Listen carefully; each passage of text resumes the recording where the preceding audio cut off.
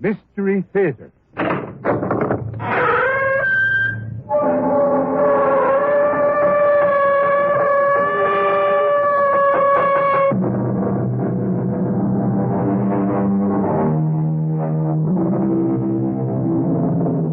Come in. Welcome. I'm E.G. Marshall. Has it ever occurred to you to have yourself put into a frozen sleep when you die so that you may return someday in the future? This is a bone-chilling tale, if you'll excuse the pun, that concerns the science of cryogenics, that branch of physics which deals with low temperatures, the hypothermic range in which more and more people are having their bodies frozen after death in the hope of reincarnation someday in the future. All right. Close the casket. No, please. One moment. Mr. Richard, I don't want to lose any more refrigeration than we have already lost. All right. All right, Doctor. Do what you must. Very well. That's it, Mr. Richard. We have done all that human hands can do. From now on, the computer takes over.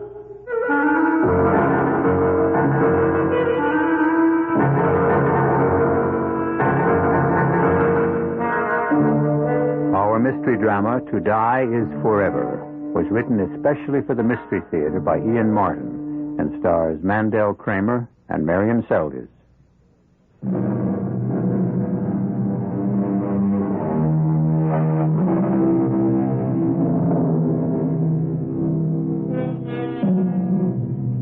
The island looms high out of the sea like a mailed fist.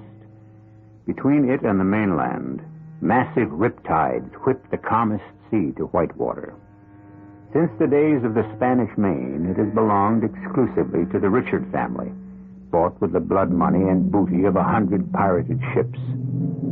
Silhouetted high above the harbor, a great mansion stands, built some 300 years ago by Richard the Red-Handed to house the dusky princess he stole for his bride from the island of Martinique. But that's ancient history. Today, 300 years later, we are concerned only with a descendant of his, unlike him in every way, save for his looks and the name he bears. As you can see, Mr. Richard, we are now completely set up. The capsule itself, because of its weight, is on rollers. Ball bearing, and the whole thing counterweighted. I suppose it has to be that enormous, Dr. Berkeley? Yes, in order to accommodate the most efficient insulation system that we can devise to keep the liquid hydrogen at its optimum temperature for our purposes. And how low is that? In the range of minus 250 to 70 degrees. That is centigrade, of course. Doctor, isn't hydrogen dangerous? Highly explosive? Oh, in this case, all precautions have been taken. There is an outer layer of helium, which is a noble gas. Noble? The scientist's term for inert. Then beyond that, more insulation and 2 inches of lead against radiation and to sustain the pressures. And can you maintain that lower temperature indefinitely? The evaporation loss is very slight. It is renewed from the tanks, automatically metered by computer, which in turn is programmed by man.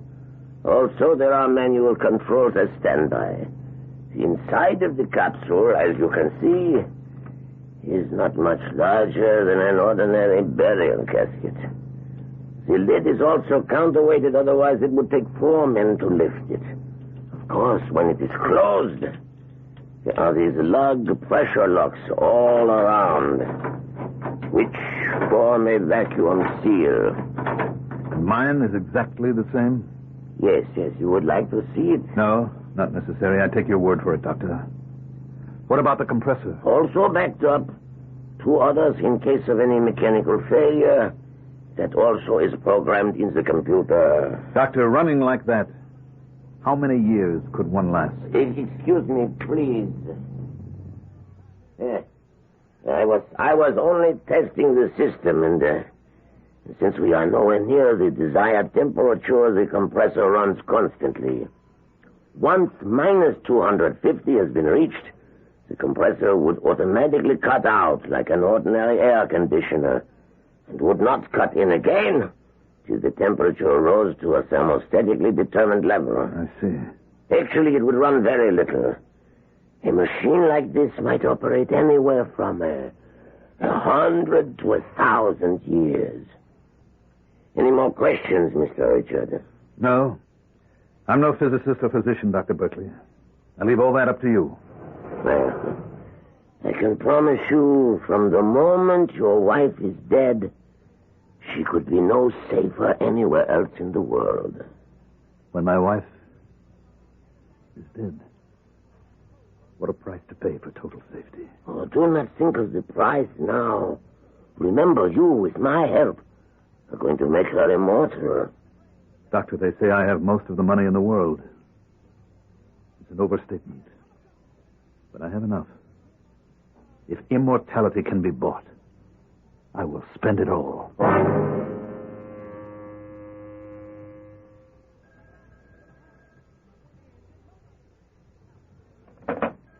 Yeah, Shirley.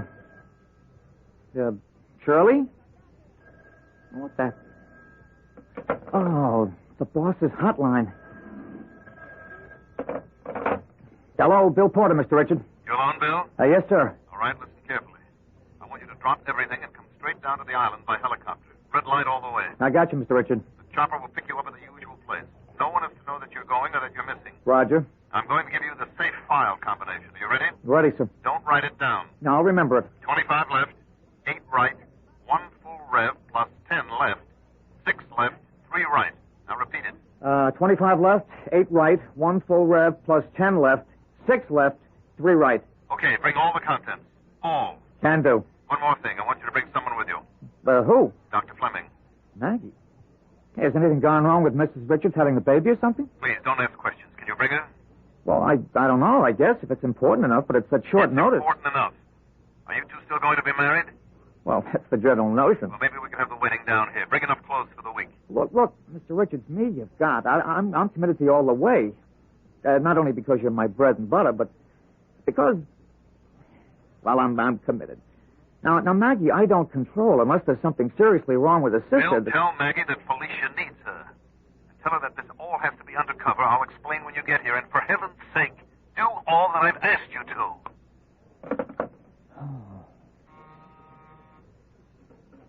Yes, Shirley. The red light was up, so I knew you were talking to you-know-who. You have a visitor I've been holding. Shirley, I can't see anyone this morning. I have a lot of things to do. Excuse me, sir, but I think you will see this lady. It's Dr. Margaret Fleming. Maggie? Oh, for the love of Pete, send her right in. Hey, Maggie, come here. That's a little more like it. I'm not used to cooling my heels when... Oh, darling, watch my rib cage. Oh. Hey. Oh, what are you doing here? Well, I had a morning clinic at the hospital. I got an early break. Huh? I had a little shopping to do, and I passed by your imposing building, and I said to myself, why not...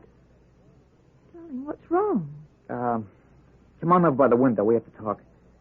You mean someone else is bugging you besides me? Now, drop it. Joke time's over. Listen, Maggie, honey, I'm on red alert, and so are you. What is it, Bill? Well, secret orders, both of us. Packed for a week as of the minute before last. Report to the island via helicopter. Pick up soonest. What's gone wrong? Did Felicia miscarry or something? I don't know the answer to anything. Now, can you bug out just like that without a lot of questions? Well, yes, as it happens, I can. That's why I'm floating free as of the moment. I've been writing Felicia. I don't get any answers, and I made up my mind I was going down there to dig up some myself. Well, I'll go pack some stuff, and you do the same. And meet me, how about noon at the information booth at the terminal? Yes. Of course, it's crazy, but then everything you do with my brother-in-law is. Only for some reason, this time I'm scared. You brought enough luggage for a month, Bill. Is this going to be very formal? Well, my bag isn't all personal. I hate to tell you what the bulk of it is. Why? Well, you might hijack the plane and dump me for good in favor of it.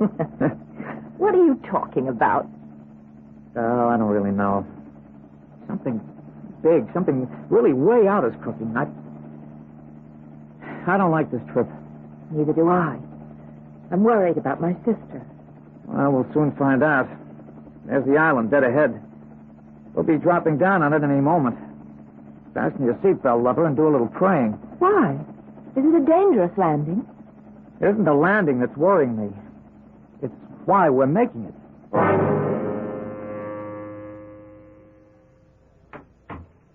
How is it, madame, monsieur?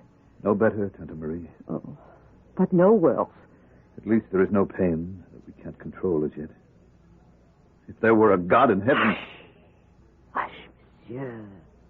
For you to say or think that is blasphemy. And of all places, not in front of him. What? My inestimable ancestor, Richard the Red-Handed. Why do you keep his portrait hanging? This murderer, thief, robber. I don't know, Tante. He's a part of the family line, and to take it down would leave a gap in the succession.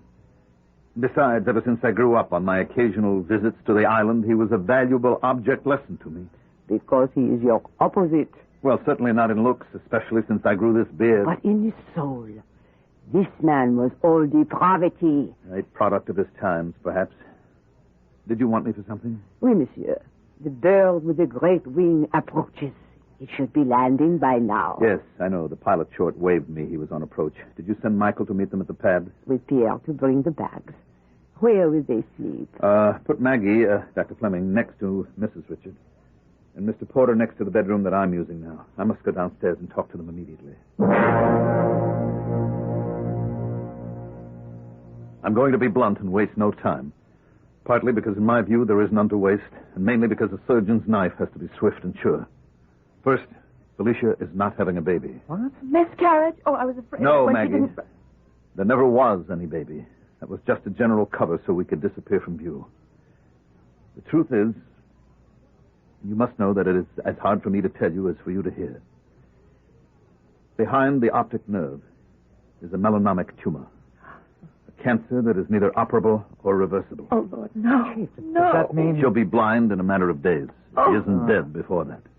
In either case, death is inevitable. I want to see her. Of course you will. But first I must ask you to understand and to help us. We have only been waiting for this, for you to get here. This will be the last time you see your sister. What do you mean?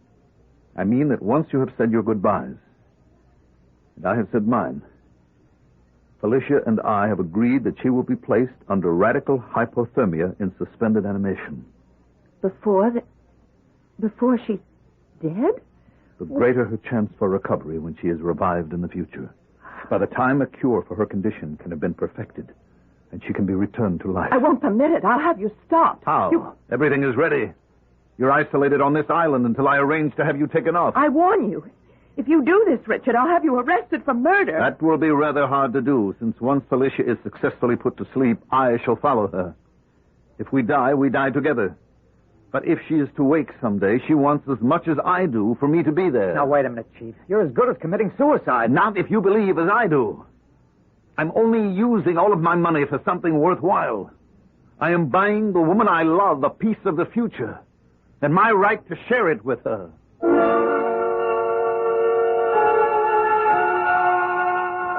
Well, here is such a tangle of hope, love, danger, and wish fulfillment that it could vie with a Gordian knot as a puzzle to untie. It'll take a little more time and consideration to approach it. I'll return shortly with Act 2.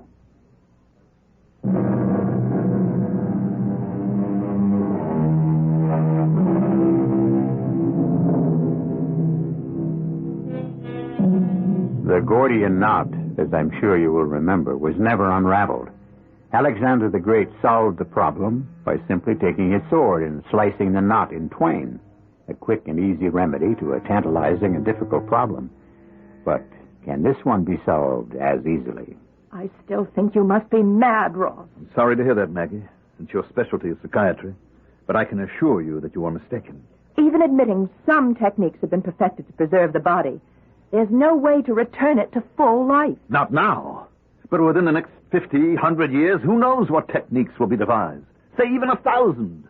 If those techniques are developed, they cannot be used on a body that has decomposed to dust. Maggie, please, let me take you down and show you the lab that we have built, the preparation and precautions that have been taken. Have you met Dr. Berkeley? No. What's the difference? It's all impossible, as Bill can tell you. Under the circumstances, no doctor would issue a death certificate. There may be no need for death certificates. I give up for the moment. I want to see Lisha. That's all I care about now. You may on one condition. What? That you discuss none of this with her. Now, wait a minute. Bill, stay out of this. No, I can't, Ross. Damn it. Maggie and I are going to be married. This is all in the family. Exactly. Which is where I want it to stay. Maggie, please, for Felicia's sake. She's under sedation, barely avoiding excruciating pain, and she has no illusions how hopeless her case is. This is her decision more than mine. And I have to ask you, for God's sake, as you believe in him, not to tell her that I plan to join her. You know she'd rather die in hopeless agony than think her illness would stop my present life. You don't ask much, do you? All right, if I can have a quid pro quo. What? I will say nothing of our conversation together here today. If you promise to take no action until we've discussed this again. Granted. One moment. I'll have Tante Marie show you up. Oh, that old lady who greeted us when we came in? Yes. How old is she? Where does she come from? She's from Martinique. She's been in the family employ since before I was born. We used to have large holdings in the Caribbean centuries ago. I suppose Tante Marie is descended from some of the servants who came back with my original ancestor who bought this island. Oh, she looks at least 100. I wouldn't be surprised if she were. Entree, Tante Marie. This is my wife's sister, Dr. Margaret Fleming. Will you take her up to see Mrs. Richard? Grand plaisir. Madame le Docteur, if you will come with me. Thank you. Remember our agreement. I won't forget. After you. You've been with Mr. Richard's family a long time, Tante Marie. Ever since I first came to this house. And you stay here always? I stand guard. Stand guard? Over what? Over the past, the present, and the future. Here I make my home. If Madame le Docteur would go up the stairs. Of course. It must be very lonely in this great, huge, old house. There are others who watch with me. Michel, Pierre, Jean. We are needed here. To the left, if you please. Oh, this gallery, how magnificent. Are these all portraits of the family? From the first to the present, Monsieur Richard. Before they became American, they were of the British nobility. Well, which was the first American? Or the last Englishman? There. Before you. But that could be Ross himself. I mean, that could be the present, Mr. Richard. What an incredible resemblance. You see only the outward look, or what the artist paints. That one was the devil incarnate. He died 300 years ago. Has my sister seen that portrait? I think poor wounded little bird. She was too sick when she came here to see or know much. Is she so ill? Oui, Madame le Docteur. I am an old woman without your education, your knowledge. But the shawl of death is about her shoulders. Bill, did you bring the power of attorney? Yes, in my attaché case. All right, let's start with that. I want it to be a full power. You mean attorney, in fact? With total powers over all my affairs, personal or business. Wow. Well, I don't know about that. First off, shouldn't it be Mr. Dietz? Dietz is too old, Bill. I want a young man like yourself, who'll last maybe long enough till I get back, and whom I can trust absolutely. Well, you can trust me, but... But what? Come on, Chief. This is a pretty wild ride. After you went through with this, are you legally dead, or are you alive? Or where does Felicia stand? Felicia is as good as dead right this moment. I want to spare her the agony of waiting for that to be legal. That's just the point. Chief, honest, there are so many legal arguments here. It's like all those angels dancing on the head of a pin. What's the use of getting into them? Cryogenics, freezing someone after they're legally dead, that's one thing. There's no law against it. But what you're trying to suggest or contemplate, there's just no way Bill, that... please don't fight me. Help me. You know how much I love Felicia, and nothing else matters. I'd give my life for hers. All I'm asking you to do in friendship and in the name of love is to help me protect her and give her the only last chance I know to live. Keith. Monsieur Richard, excuse me. Where is the little madame? You go quick. I think... Get Dr. Berkeley. Get him up there fast. Call from here. Yes, master.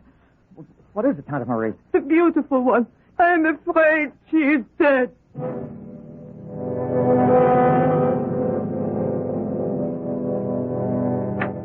Maggie, what happened? It's Lisha. She's dead. Oh, Bill, we only had this little time together. Maggie, what happened? These melanomas, they go wild. Was Dr. Berkeley here? Oh, yes. He'd been expecting it. Well, now what? He's gone downstairs to the vault, the crypt, to arrange with his assistants for perfusion. You mean they're going ahead with what the chief wanted anyway? Oh, it makes no difference now. It's all perfectly legal. Is there some way I can help? Not Lish. Not her anymore. But Ross. What about him? I hope when this form of burial he wants is over with, we can try to help him. I don't know. Well, what do you mean? He's like a wild man. He chased all of us out of the bedroom to be alone with Lish. I tell you, darling, the only thing that's keeping me from going completely to pieces is my concern about him. You think he's blown his... I mean that he's not sane? I think that Ross has always walked the tight edge of being schizoid. I just hope he hasn't slipped over and become paranoid. Where is he now? Alone with Lish. I'd better go up there. No. No, leave him alone. He has the right to vent his own sorrow in his own way, alone with his wife. Just hold me tight, Bill. Oh, darling. Because of Lisha. And because I hope and pray, if Ross is left alone, he can find his own release.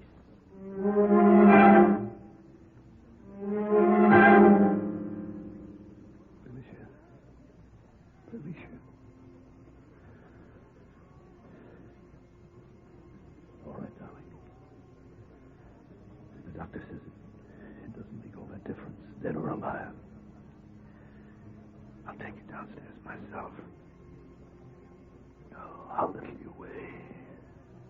How wasted you are. Darling, wherever you are, don't be afraid. You won't be alone long. And you will be back here again someday with me. Soon as I get you downstairs, we'll save you. We'll make you immortal. God. There is no God if he can take someone like you for no reason. I renounce him. On this island, I alone am God. That's better. Released at last from the chains of centuries. A fellow reprobate and recanter. Good welcome, nephew. Who is that? Who spoke? Look on your likeness in the portrait. The one whose name you bear. See the life in me eyes. I must be going mad. I have no time for delusions. Quite right. No time to spare on me now. See to your wife. But once you have commended her to the physician's care, I will make a pact with you. A pact? Yes.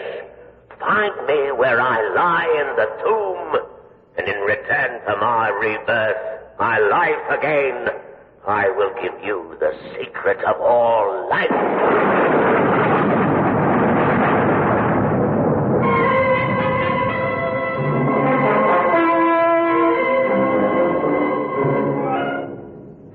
How long are they going to be down there?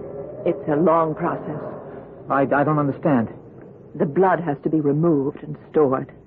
The body perfused with glycerol or some such substance. The only thing is, Ross, I'm so worried about... Now, look, forget it, dear.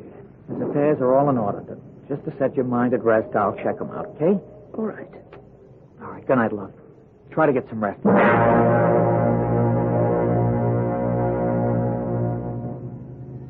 All right. She's ready, gentlemen. Lift her into the casket carefully. Chief, are you all right? Bill, what the hell are you doing here? Get back upstairs. I just wanted to make sure that everything is as all right as it can be. You can assure Maggie of that. I'll see you in the morning. All right.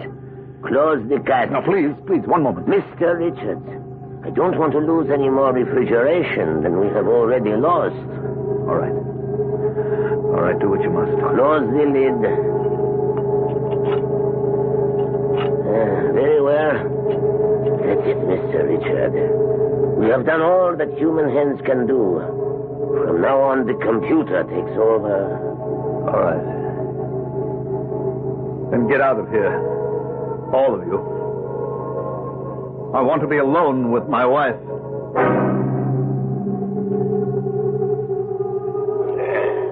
5 o'clock of the morning, just before dawn. An excellent time for our business. So before you wake, my 10th generation nephew, let us make our bargain. I, too, once loved a woman, a princess I stole from Martinique, bringing her here to the chateau I built along with her faithful serving woman. The aged crone you now call Dr. Marie. But I tired of her, Marguerite, and not being cursed with her conscience as you are, I threw her into the sea. My stupidity was in not realizing that having trafficked with heathens, I had made myself vulnerable to them. The woman, Dr. Marie, is a Vaudin, high priestess of voodoo. And she killed me even as your wife was killed. Stabbed through the eye in a waxen image by a golden nail driven into my brain. Find me where I lie in my tomb in this same crypt and remove the golden spike. Then I shall return and in reward offer you the secret of all life.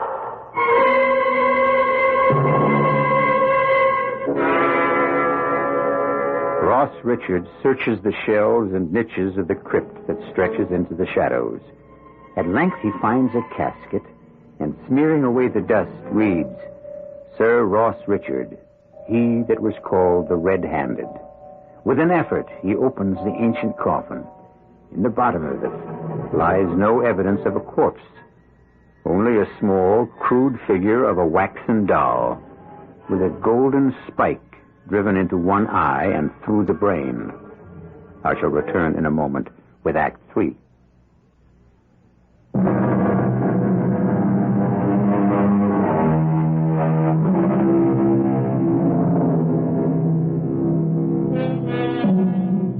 For a long moment, Ross Richard looks down on the ludicrous sight of that primitive doll transfixed through the brain. Then, slowly, with instinctive distaste and a ripple of fear down his spine at the ancient evil it suggests, he lifts it from the coffin. And suddenly, once again, the voice, so like his own, is sounding insistently in his ear. You have it in your hands, the secret of life. If you want to translate it, pull out the nail, the spike, and set me free. Why not? I have nothing to lose anymore. Very well. Now. What was that?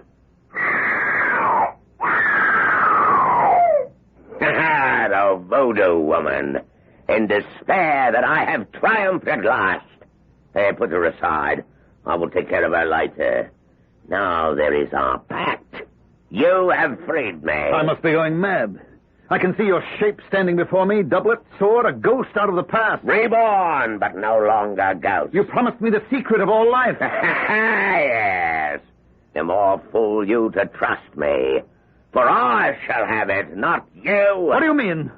Can you see me anymore? No. Because I have already occupied your body and cast you out.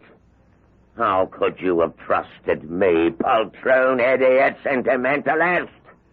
The secret of life is to own a body.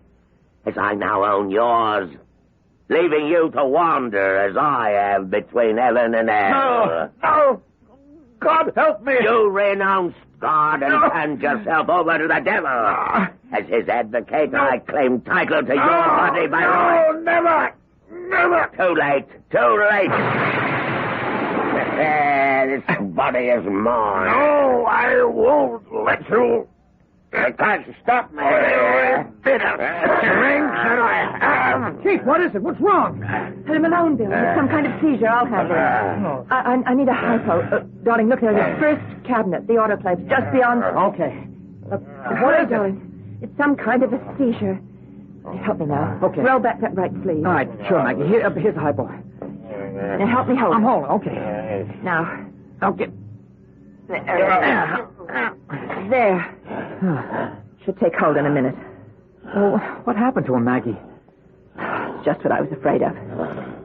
He's gone over the edge. The question is, into what?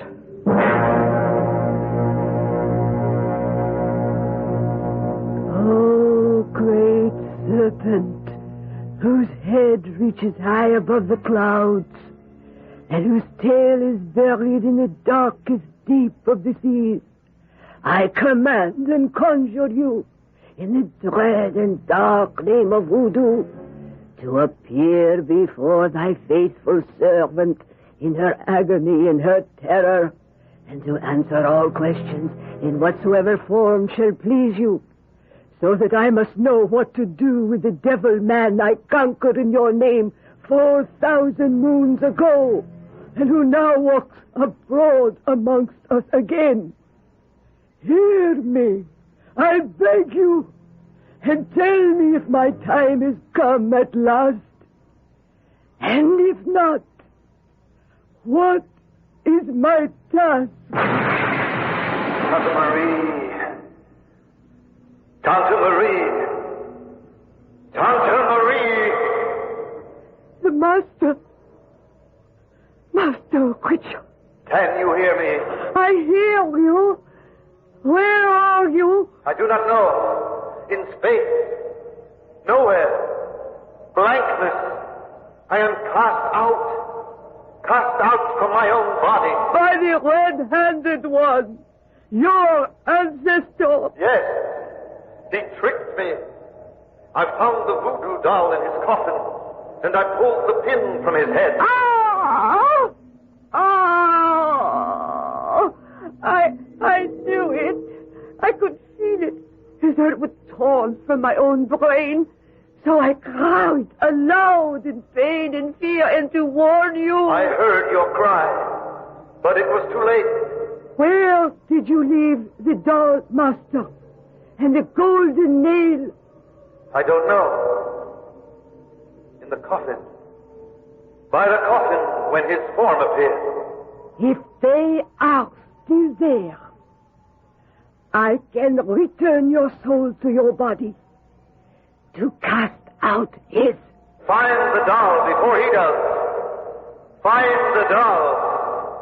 Find the doll. Find the doll.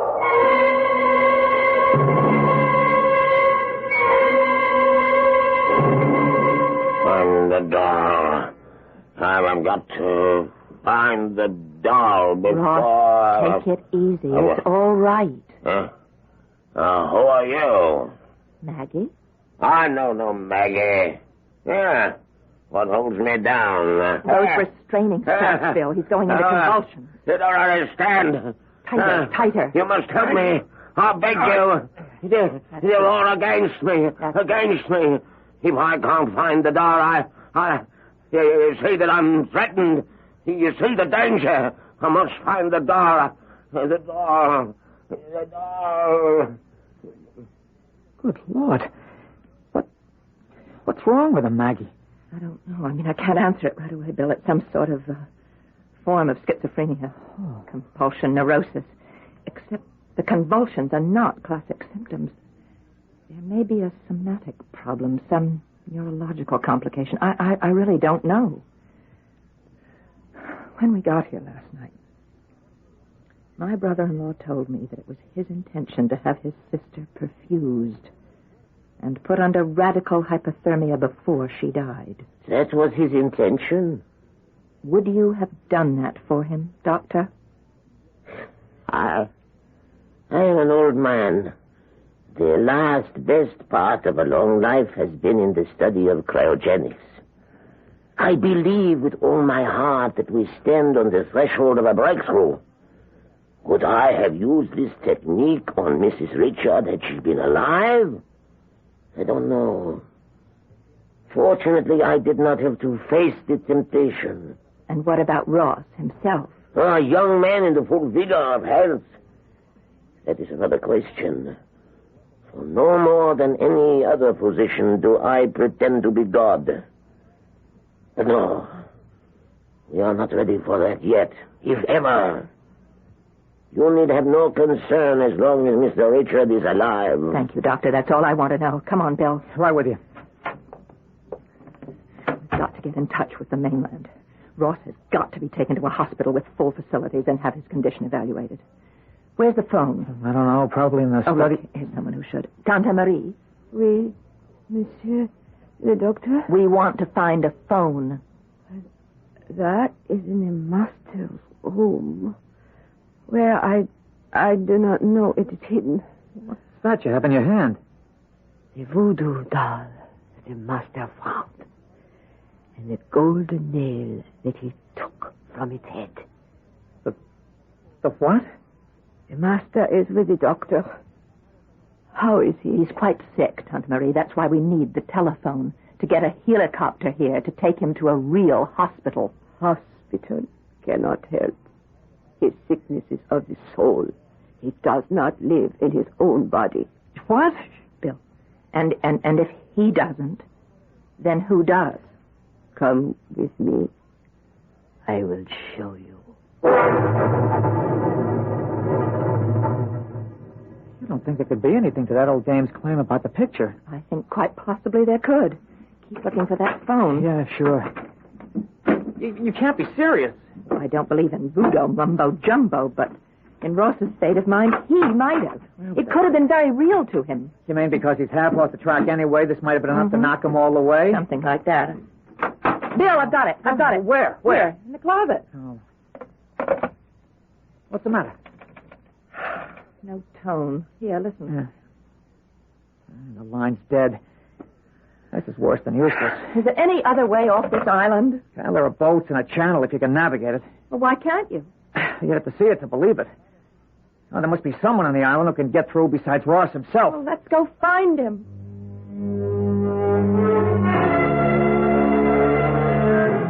Oh, great and living serpent, I offer up to you this waxen candle as the light of your eyes to see the obedience I offer in your name. Here is the doll, the living representation of the living devil who must be destroyed. And here is the instrument, the golden nail, which I take in thy name to strike into the brain and soul of our enemy and to free my master. Once it is done, bring me back to thee, for I am weary. Give me a sign, O great serpent. At thy command, I strike!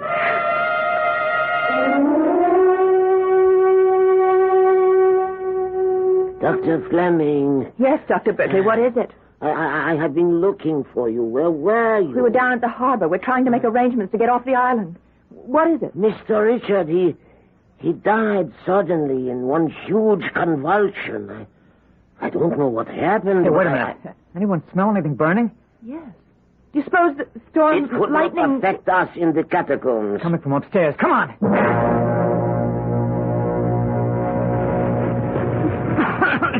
What is it, Bill? Tante Marie, she's dead. There was a lighted candle in the whole room is a sea of fire. Can't we put it out? I'll take a full armor and a fire boat. We gotta get out of here before this whole place goes up like a bonfire. It's chateau is mostly wood. It's dry as tinder. Good Lord, perhaps I am being punished. We've got to get everyone out of here. What do you mean? Well, with all my precautions, I never thought of this kind of fire. It generates enough heat to melt through to the hydrogen. It isn't only the house, but the whole the whole island that could blow sky high.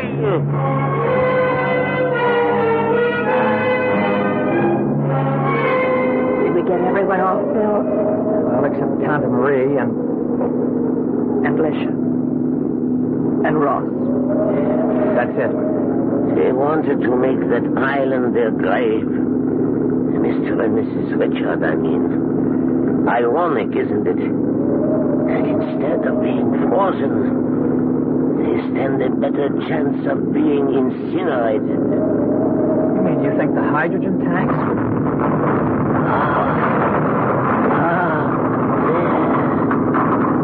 There is your answer. Or maybe it is the answer that those who fly in the face of God only court destruction. But at least, wherever Ross and Lisha are, they can be together now. What more could any of us ask from the future than to share it with those we love?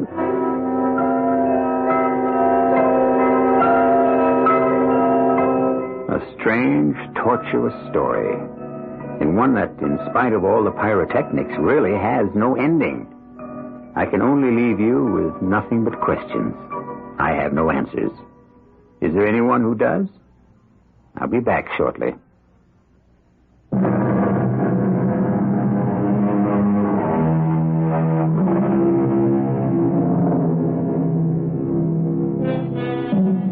When the fire backdrafted to the ground floor, the whole blazing inferno suddenly collapsed to make a grate out of the catacombs. The lead coffins were fused to tangled lumps of metal, and Ross and his bride had no more future than you or I, wherever we go, when death finds us at last. Our cast included Marion Seldes, Mandel Kramer, Jack Grimes, Ann Petoniak, and Leon Janney. The entire production was under the direction of Hyman Brown. This is E.G. Marshall inviting you to return to our Mystery Theater for another adventure in the macabre. Until next time, pleasant dreams.